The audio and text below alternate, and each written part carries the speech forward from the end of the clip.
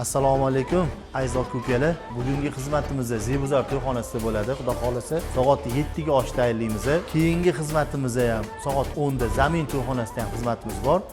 Xudo xolasa kuzatib borsanglar, u jarayonlarni ham hammasini qo'yib boramiz.